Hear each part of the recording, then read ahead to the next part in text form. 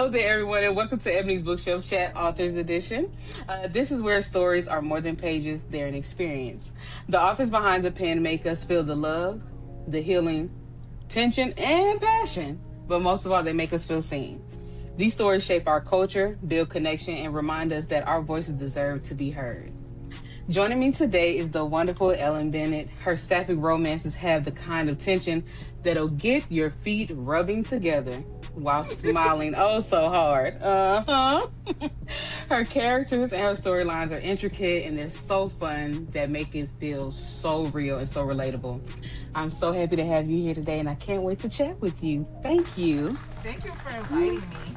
I know, I was like, I get to do authors now because I started out, I was like, I wanted to do book influencers because I am a book influencer and I was like, I just love these girls and these guys so much. And I want them to know how much I see them, how much they inspire me.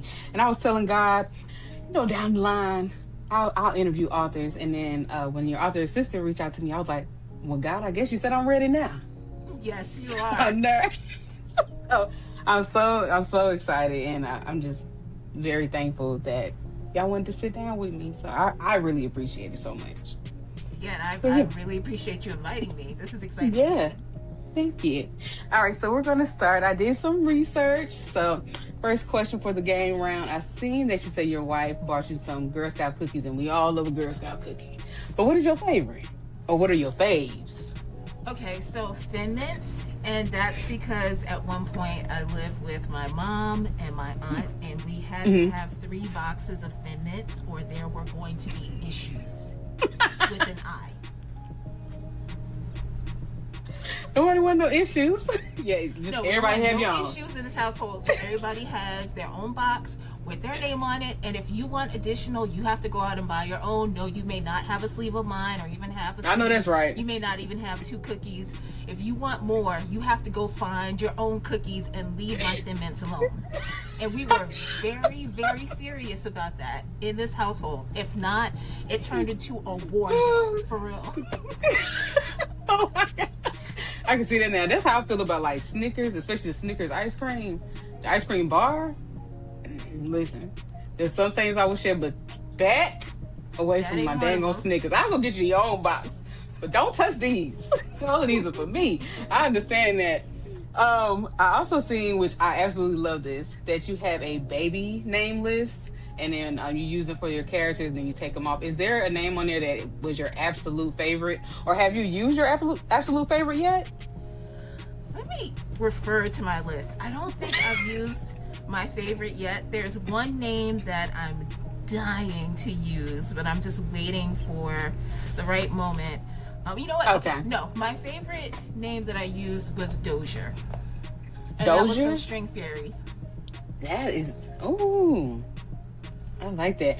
And like, I'm still getting through y'all catalogs. Like I tell all the authors, y'all drop books like crack in the 80s. I'm trying to read them all. I'm trying to get there. There's only one of me. I'm doing my best. But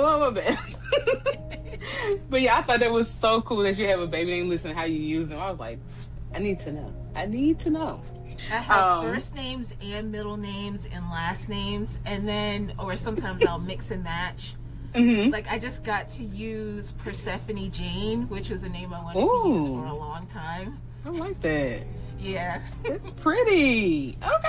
I see it. I like that. Yep.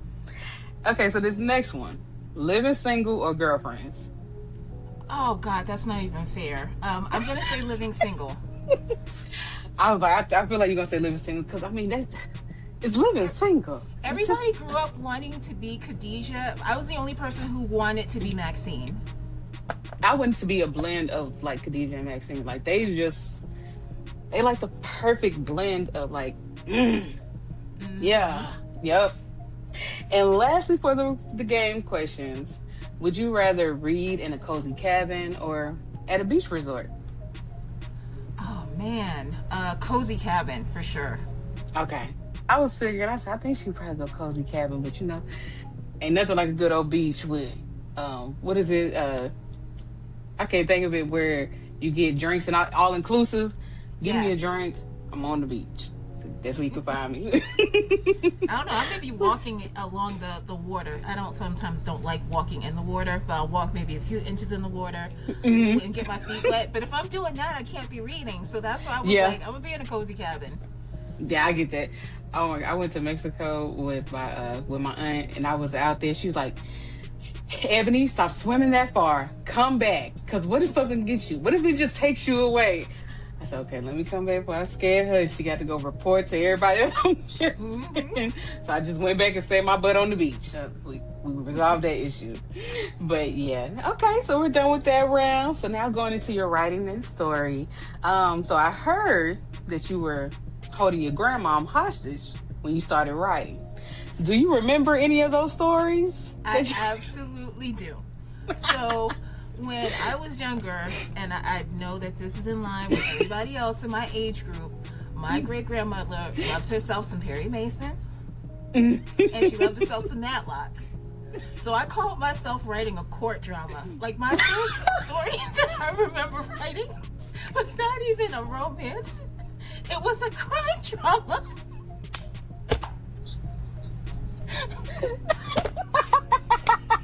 I did not see that coming.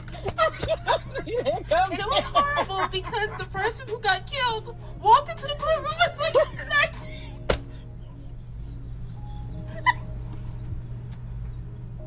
Oh my gosh! Oh my gosh! That's too... Oh my gosh! And all the things that you said. Oh my God! That's too funny. That's good. I need that story. we the people. That's... You just dredged some old memory up. Like, you couldn't tell me I wasn't serious either because they used to give me the little school notebooks, and so I just wrote everything in the school notebook. Oh my God! I was a pantser even back then, just making it up as I went along. Oh my gosh, that is too good. That is too good. Listen, we the people would not be upset if you want to give us a little taste of what it's like. Yeah, but I think I'll actually kill the person. I won't have them walk into the courtroom. Oh my gosh, that is too funny. Oh my gosh. Okay. So now I want to ask: is there a favorite moment in your stories that you write that you like to write first, or do you just let it flow, or when a random scene comes to you, like, okay, let me write that right now? So how do you like to go?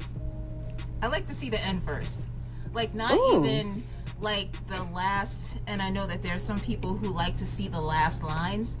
I like to see cinematically the last, like, almost the last shot. And if I can picture that last shot, then I can go full steam ahead. Got you. So with you saying, like, you like to see cinematic, is there, so the book that we're going to be talking about is The Chef's Christmas Charade. Is, like, have you thought about who would play these characters? I don't know who would play Rhodes. And I'm sure that there is someone out there. It's probably somebody who is undiscovered on TikTok or Instagram, but I just don't know who would play Rhodes. Yeah, because now I can't think of her name. I was about to say she was on, it was a show on Prime with Megan Good. I think it was just called Harlem. I think that was the show. But she was the character in there. She was over a magazine, I think, or like an online magazine. But she could possibly go. But she doesn't have locks like the character Rose does. But yeah, there's always undiscovered talent somewhere that needs to be discovered. So yeah. I love that. Okay, so I have to ask, and I mean, you don't have to, but I seen that you said that you almost stopped writing. I'm glad that you didn't do that, because I need that. I need everything that you got. Okay, but what was that decision almost to stop writing? Oh man, it was. Let's just call it was multifocal. It was a lot of things. Like, there is not just writing when you're a writer and you're trying to make it, professional career. You have to do your own marketing. You have to sometimes go in and pull quotes. You have to do your own graphics. You have to be able to talk about your work in a way that is interesting and funny and non-repetitive, or something that really strikes people. and doing that same thing over and over again and seeing like diminishing results. I I'm got just kind you. of like, man, I don't know how much longer I want to keep doing this. And then the universe was like, you're not done. And I'm telling my author friends, I talked to Cheryl Clark and Frankie Fire, and they're like, you're not done. And I'm like, but I am done. And I tell Adrienne Smith, I'm done. And she was like, well, when you're ready to come back is when you're ready to come back. Yeah, So okay. they knew I wasn't leaving. So yeah. Well, I thank the universe and everything for those friends, because no, you can't give up. So getting into the story, with Rose being a chef, first of all, I love the way that you have her describe the food. Like when authors do certain things like that, it makes it so intimate and so beautiful, and just like you can just picture it. Now, are you a chef yourself, or do you have a No, I'm favorite not a dish? chef. I'm not a chef, but I am a foodie. I'm one of those people who grew up watching, well, not even grew up watching the Food Network. If anything, I grew up watching PBS. I love PBS. There were so many really good shows on PBS, and it wasn't just like the food, it was the techniques. But then there was the Food Network, and the Food Network is not now what it was back then. Back then we had people like David Rosegarten doing Taste, and we had the Essence of Emerald, and they really focused on like making sure you get the freshest ingredients and the technique, and this is how you learn by smell, by sight. They were really big into that. Now they do a lot of like food competitions and not as much teaching, but that was what the Food Network was back then. And of course, like I said, again, you had PBS. So I grew up a foodie. Couldn't cook for anything, but I was a foodie. And then I, like, over time taught myself how to cook. I'm still not as good a cook as my wife. My wife is like an A1 cook, but I'm not a slouch in the kitchen either. Okay, I got you. Listen, and that was my family. Like, we used to sit on the couch and we would be watching these shows, the Food Network and all that. Like, I mean, it was regular. It was fun to watch. And then, when you take recipes, you can always either do exactly how that person did it, or you can make it your own. That's the fun thing about cooking. Well, you might burn a thing or two. Hopefully not. But that's the fun thing about cooking. So yeah, I really enjoyed, like I said, the food aspect of the book. Now, I have never seen Love Actually, but doing my research, I heard that used to be like your favorite Christmas movie, but not anymore. But, but not anymore. So what do you think about, like, have you watched, one of my favorites is The Year Without a Santa Claus. Have you seen that movie? No. No, not really. It's like a cartoon. Yeah. I was like, I have to ask because, like, He Miser and Snow Miser, that was my mom's thing. But I was like, Love Actually, I know you don't enjoy it, but I said I'm gonna have to go take a peek at that movie and see that scene that y'all was talking about, that man trying to take that lady from. That still makes me angry. It really I was does. Like, because when you're in the movie crazy. theater, you're watching it and you're thinking that, oh, it's so romantic, but then you're just like, but wait, no, that's his homegirl's wife. What is he doing? Yeah. I said, I ain't never seen this movie, but he should have got beat up a little bit, little karate chop or something. Like, why would you do that? All right, so now I want to ask, like I said, the tension that you build is just, let me read this. The way that you build tension between Rose and is her name Talia? Or Talia? Yeah. Talia, okay. To me, it was like a slow simmer sauce, like just waiting for all the flavors to come together and have them marry, together really, really well. Like, how fun is that, or how is it, building that tension and letting it just those layers just build? Like, what do you love about doing that? What I love about doing it is like doing it in increments, like trying to figure out how you can get it from ice cold to like boiling over, and you have to do that very, very slowly. And there's a technique, and I don't kind of want to like spill Gotcha. like ruin the making of the sauce or anything, but there's like a whole technique that I've studied, in which you Mm-hmm. gradually build the tension until boom, it's Because that's what right happened. there.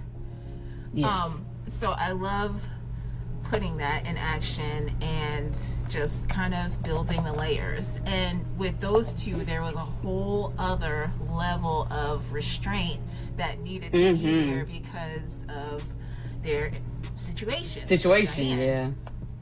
And I also I liked was, building Diane's sort of chemistry with her ex-wife as well, Dorian. I was going to talk about this too, because I'm like, listen, that, even those two, that, so why y'all sit up here and played around with each other like that? Y'all know y'all deserve to be with each other. Stop playing. I'm gonna stop playing with me. Because they were so cute. I'm like, mm-hmm. But sometimes some people say, like, sometimes you got to take a step back to realize. But I'm like, y'all were just playing around. Y'all too cute. But yeah, They I were love their so attention cute. as well. I had to end up giving them like their own little separate ending because I Mm-hmm. just loved them so much, and that story at that point could not be told from Royal's point of view. Yeah, I was like, yeah, I was like, ooh, once again, rubbing my feet, smiling hard. Because they're too cute. So now, shifting gears, I'm going to read something. This was at 39% in the book. So it said, 2 days ago, I would have checked the card total every five items, recalculating what I have to put back at the end. Here I just stood and let it all scan because Diane had said, buy whatever you need. If you want to experiment, go for it, which was a rich person speak for, please impress me. I love that you made Rose so relatable. Like from the very beginning, I was sitting out, I was like, God, baby, like who has not been there? Now, maybe not everybody, but I'm like, I can relate. Like, I understand. I see myself in Rose in her situation, the circumstances. And then going to Diane and having the different, culture and social class. What about that was so important for you to tell in this story? Um, like you said, like it made Rhodes relatable, Mm, and it's something that I've certainly experienced, something that other people have experienced, and so I felt like I did not want to do her story a disservice by not being honest about the type of situation that she is in and the culture shock that she would get from just yeah. being given a card and saying, get whatever you want, impress me, come back with something interesting. And at that point, she's still very much on survival. Mm-hmm. Beans, rice, chicken that you can stretch out the furthest. Yeah.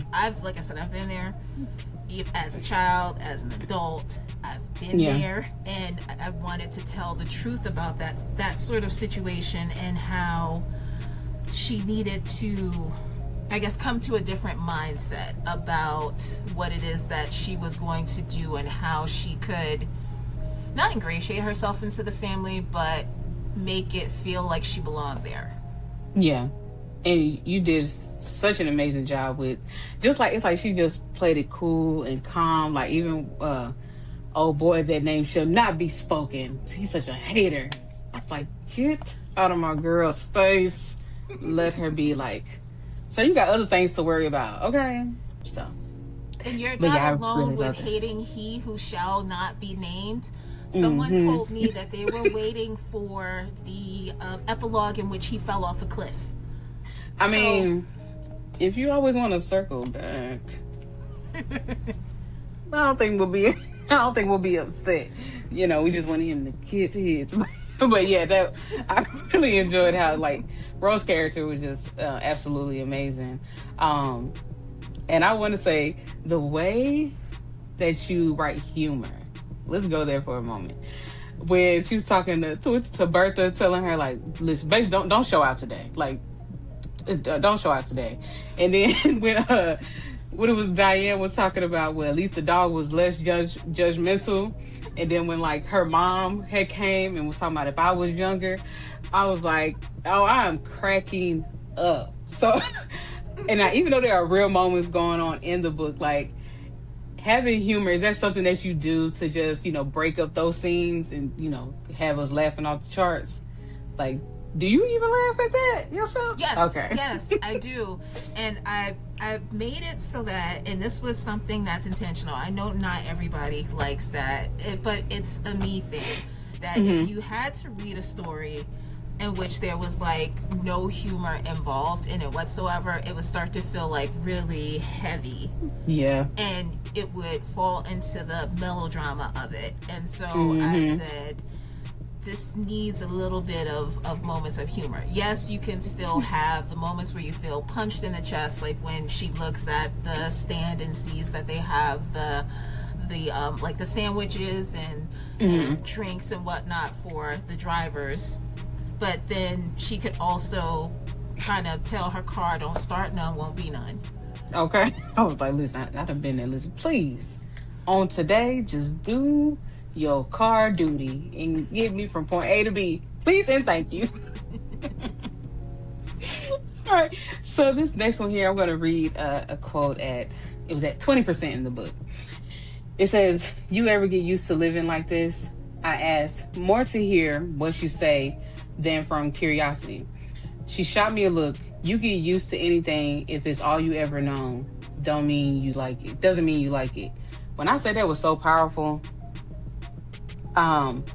it makes you sit back and think like, so am I just living? Like, what? So I wanted to ask, like, is that something that you put in your book to help your readers realize and or like remember that they are in control of changing their surrounding so that way they can like and love what is around them? Yeah, I think that that's a really good way to put it. And I think that that is something that like speaks more towards where Diane is mentally.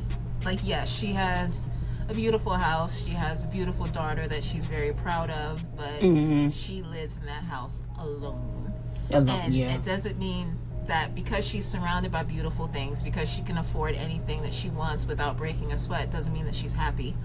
But it also means that she has the power to change her circumstances. And that was another reason why hearing that, I guess, from Diane was what kind of tipped Rhodes into, I have to do what I have to do to make myself happy. Yeah. Because I was just like I said, that was, to me, that was just really powerful. And it just was like, damn. Once again, you're born into the world, born into a family that you didn't ask. So you're just making as you grow older and you start to realize things, you're just making the best out of your situation until, of course, when you get older and you can more than likely, do something about it. But yeah, I was like, yeah, let me take a screenshot of this quote. I highlight, I got so many highlights in the book, but I really enjoyed that one. And so I love quotes. So this one, oh my gosh, is at 99%. It said, "I leaned down, tilted her chin to mine, and kissed her until she blushed.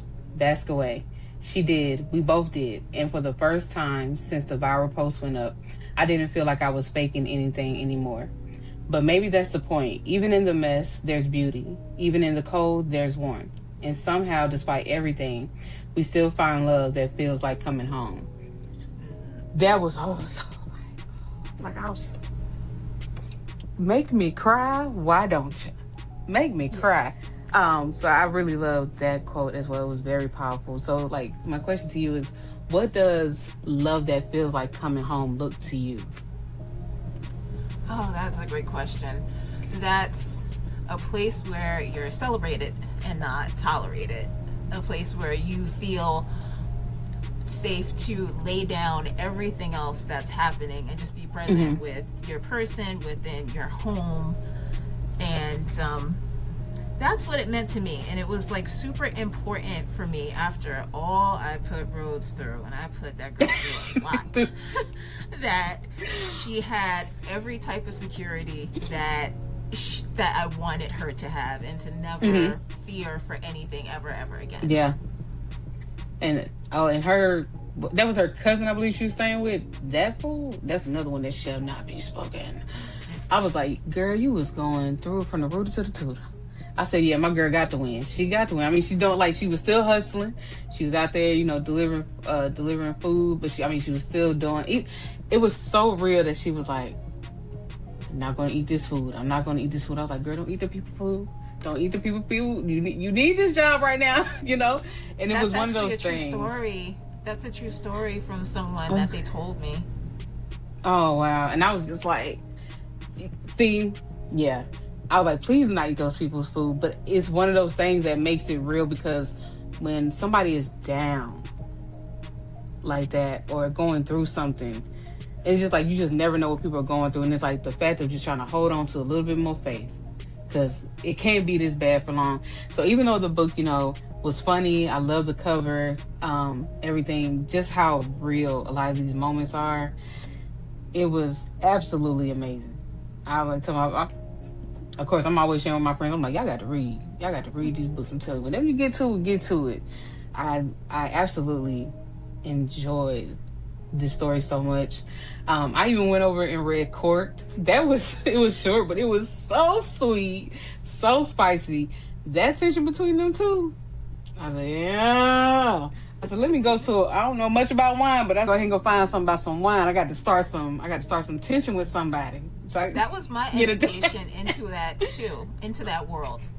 Okay. Oh, that was so like, I was like, oh, okay. Well, when you broke down the notes, the way that you break down the notes, the flavor of the food and everything, it's building the world, basically, to me, and how I view it. Did you go, like, after that, did you go wine tasting when you did Court? Or not an official one, let's just say, but I probably am gonna go to one because they have lots of wineries down here. But what I did do is that I did a lot of studying. Like, I watched a lot of YouTube videos. I took so many different notes, learning the different ways that they pair things. Like, if it grows together, it goes together. And I literally studied what a sommelier does when they come to your table, what they're doing when they're not at your table. Like, I went and studied all of those things, and it was like super duper fun to like immerse myself in that world, even just to get a better understanding of it, and to get a better understanding of Nala herself. Yeah. Because, but that shows in the book, like, it was very educational. Like, for somebody that didn't, I don't know that much about wine, but I do follow a guy that's sommelier and how he goes to the tables. And, I'm like, honey, and you could tell he really enjoys what he does, like, and he knows his stuff. So I'm like, yeah, it's very interesting. I don't think I'm going to become a wine connoisseur, but I can always, know a little bit more about wine, possibly. And then your book, I was just like, okay, yeah, this is fun. This is so sweet. But yeah, all of these characters and the tension that you build with them, the passion, the fun, the excitement is, there's nothing but leave a smile on your face. So, well, at least for me, I enjoy myself. So for the rest of this year, like, what do you have coming up? Any events, any more books? What's going on? Yeah, there's I went from doing 4 events, doing 4 regular size events, and to doing, there's an event tomorrow. It's the Black Book Block Party. Try saying that 5 times fast. And then I got an email that just kind of fried my brain, because I got an invite to BookCon. Ooh. Indie Alley at BookCon. I submitted my application. I was like, I'm never gonna get into that. I'm gonna try it anyway, just to see. And then they started announcing. I was like, well, okay, I didn't get it. And then I got the email, and my brain went offline, completely offline. So I'm preparing for that, and I'm doing Boozy Book Tour, their Denver stop. And I'm also doing GCLS Golden Crown Literary Society, which is an all Sapphic book fest. I'm also doing Pride LitCon. I'm doing Indies and Bookworms. So I'm really going to be out in these streets this year. Come on now. So what I decided to do to like maybe cut down on the number of books that I was doing this year, because last year I kind of pushed it a little too hard. So what I do have coming up, and this book kind of scares me a little, because I posted the book cover and I posted the artwork, and people were just like, I want this book now. It's a stud for stud book, and it is the in track the music 4 industry. Yes, track 4. Yes, it's stud for stud. It's in the music industry. It's second chance romance. It's got all these yummy couple dynamics in it, and it's kind of taken over my life. And then after that, there's a character in the book named Cam, who is kind of a thorn in the side to one of the characters, and she's the other character's not bestie but close friend. And so she's gonna get a whole other book all to herself. And she's a rapper. Her love interest is a rival female rapper, and we're not just talking I'm gonna fire a couple of cute shots at you. Okay. It's like, it's war. If I see you, it's on. Okay. So they have their own story, and then I've mentioned before Persephone Jane. She's gonna have her own Friendsgiving, friends to lovers romance that is like super duper cute, and it is kind of tangentially related to the characters from You Were Almost Home. I'm not gonna say anything else.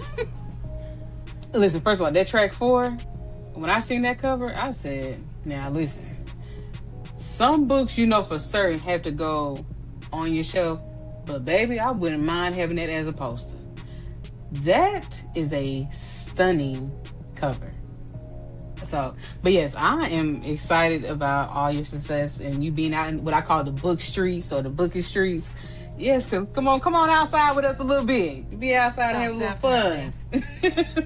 So now moving along, like I said, this is the bookshelves section, because I have to ask. I just have to ask. What is your favorite sapphic romance that you have on your shelf? That's not your own book. My favorite sapphic romance. I know I read something recently.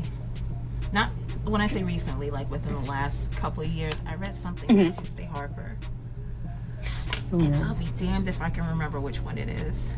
And I'm gonna actually look it up, because I fell in love with that book, and it just had like so many like different cute moments, and I believe it was Friends to Lovers, which I don't often get into, but she's just so good at what it is that she does. My friend Aaliyah will tell you, me and Friends to Lovers, I'm like, I don't have a hate for them. I don't have a hate for it at all. I think as long as it's done right, and I feel like that's with any genre, as long as trope that is done well, it's easy for me to get into. But the Friends to Lovers, I'm like, as long as it's done well, I'm in it. I'm in it to win it. I believe for some reason, I keep coming back to this one. I think it was Friendship Bracelet. I believe it was Friendship Bracelet that I read, and I absolutely loved it. Writing that down. And gosh, what was another one? Cheryl Clark does this. She did this really good book called I think it was Dark Red Rum. Ooh, I feel like I've seen that. Like, Cheryl's pen game is nothing to sleep on. I've told her this. And I actually met her by accident. One time we were at the same event, and we were waiting for, it was like a group dinner to start, and it was taking too long. She needed to get back to the hotel. I need to get back to the hotel. So we were just like, let's just walk together. And halfway in between, I happened to look at her, and she had said something. I was like, oh my God, you're Cheryl Clark. I was like, I've read your books. I just went total fangirl on her.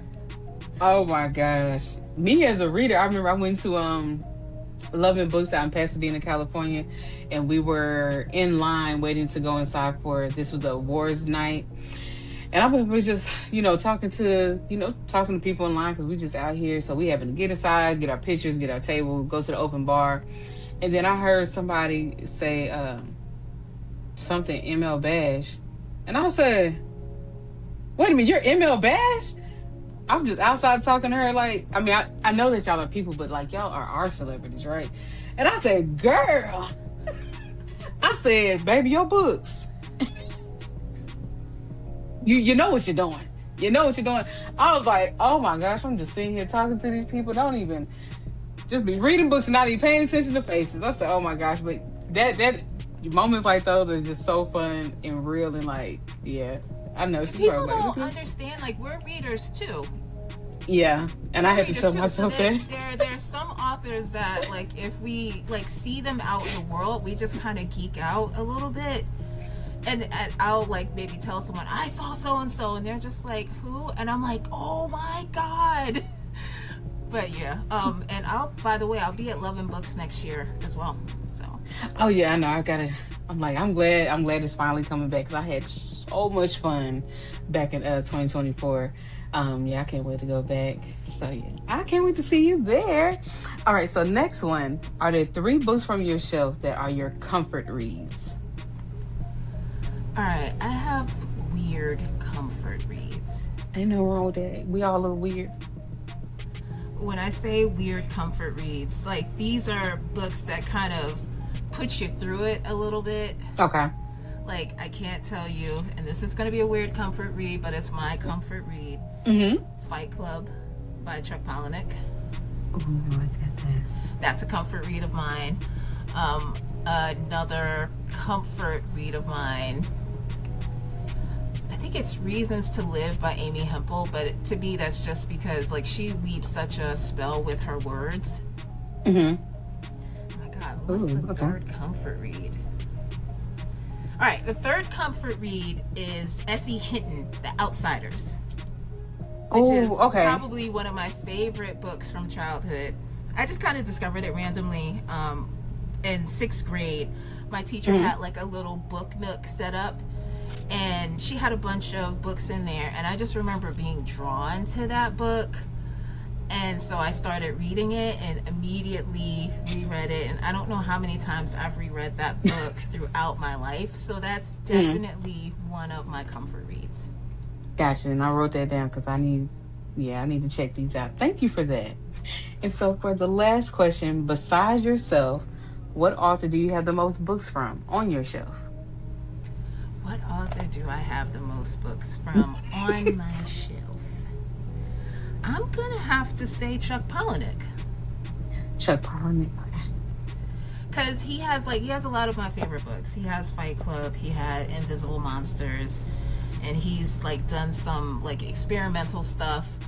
But there's just something about his style of writing that I love, and the way he tells stories and the way he does like first person point of view. Like, he does it slightly different, in which the person who's telling the story is not always the main character. And so when I switched over to romance, I had to stop doing that. So I had to set that aside. But I still enjoy watching him do that, because to me, he's the master at it. Gotcha. Okay, I'm gonna check him out. So thank you. Well, now we're at the end of the interview, but I always like to ask, even with my book influences, I ask it. So even though you're a reader, but I know you're an author, do you have any questions for me? What's your favorite genre? Ooh, I know it would be romance, because I know I'm a romantic at heart. But then, like, right after that, which took me by surprise, would also be historical fiction. Black historical fiction, if we're being specific. I was so taken aback. I was like, wait a minute. Now, I mean, I did pay attention in history class, but not like that. But now reading historical fiction, I'm like, okay, I can get into I like this. So it would be, and then I would say third would be up there, would be like mystery, horror, thriller, suspense, all of that wrapped in one. But yeah, that would be it. I love a good thriller. One of the first thriller books that I ever remember reading, and it took me a while to get into it, so I'm so embarrassed that it took me a while to get into it. My grandmother brought it for me. It's called See Jane Run by Joy Fielding. Oh, okay. And that's a super old book. Like, I had the first edition cover, not the cover that you have now, but like the first edition cover. It took me about 3 tries to get into that book, but once I passed that threshold, it was like I tore through It took off. Okay. Yeah, I'm gonna check that out, because I just finished reading Miss Mary Mack by DeAndre. It's a short, quick read, but I'm like, yeah, that's a good one. How Miss Mary Mack was getting them people back, but how they did her dirty. Get them, girl. Now you gonna make me go look this up. It's really good. Yes, it's so good. Yeah, Miss Mary Mack, and the of course the cover is a little haunting because like she's standing there in the grave, but it was a really, really good book. I enjoyed it so much. Oh, that sounds good. But yeah, anything else you got for me? Who's your favorite author? Y'all always coming out the woodworks. I mean, yes, I have you up there now because, like I said, the way you doing this tension and this passion and this humor, yes, you're up there. But I also enjoy S.A. Cosby. I enjoy Kimberly Brown. Like I said, M.L. Bash, Drea Anderson, Kay Nicole. Just to name some, like, y'all blow my mind. I'm like, y'all are some creative people. And I don't think I could ever be an author. So I'm gonna just stay on the reader side and I'm gonna just enjoy the stories that y'all give me. And I'm gonna envision it in my mind and I'm gonna have a good time. But yeah, thank you for asking me that question. Anything else you got for me? No. Well, you know what? Okay, all right. Recommend me another book. Ooh. Okay.